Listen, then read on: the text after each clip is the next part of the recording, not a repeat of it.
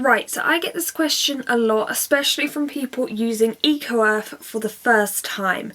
So one thing you will find is all of a sudden your tank will become very humid, which is not good for a leopard gecko.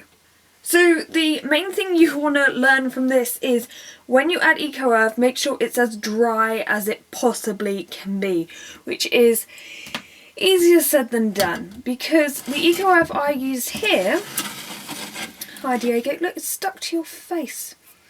The EcoEarth I've used here is actually the already made one up that's in the bag, so you would expect it to be drier than the brick that you add water to, and most of the time it is, but the tiny bits of vapour that are in this EcoEarth get released when it meets the heat mat.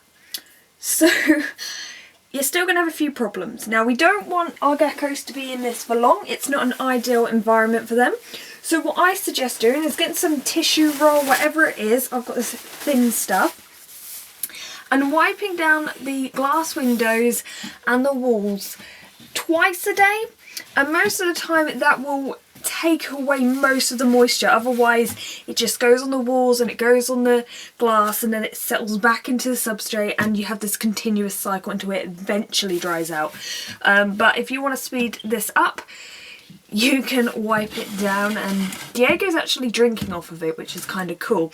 Now, the interesting thing about leopard geckos is I was reading an article about a guy who went to look for them in the wild, and I believe he was in Iran, and so he found the Iran ones, which are like related, and I think some captive leopard geckos are crossbred with them.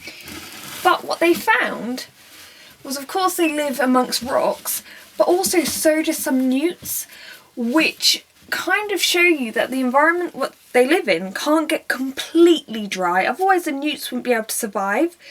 So it's an interesting thing to look at. But obviously, this environment continuously is not good.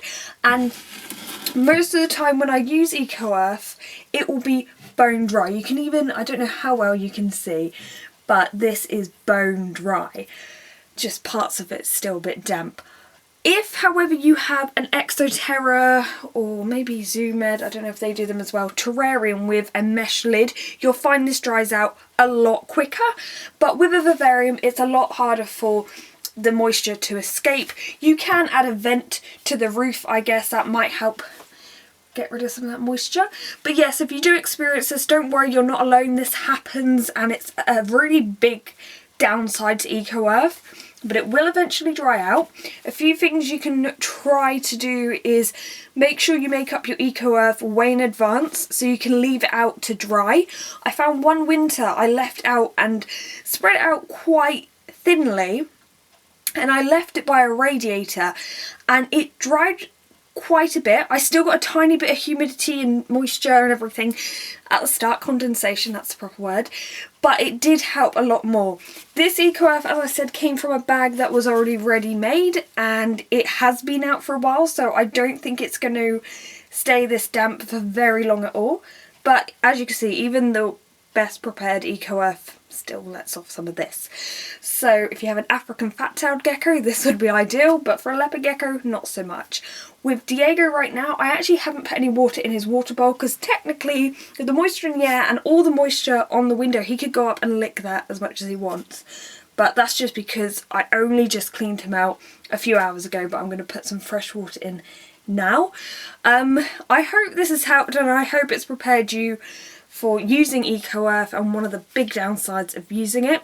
However, if you do want to learn more about the different substrate options for leopard geckos and their pros and cons, or certain substrates that are really bad for leopard geckos, if you want to learn all about the different substrates out there, check out my guide to leopard gecko substrates.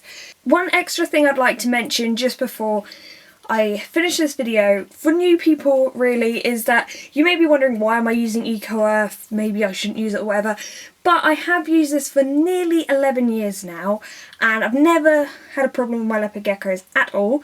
And also these few days where they probably get this high amount of humidity for a day or two most of the time, and I've never seen long-term effects from it.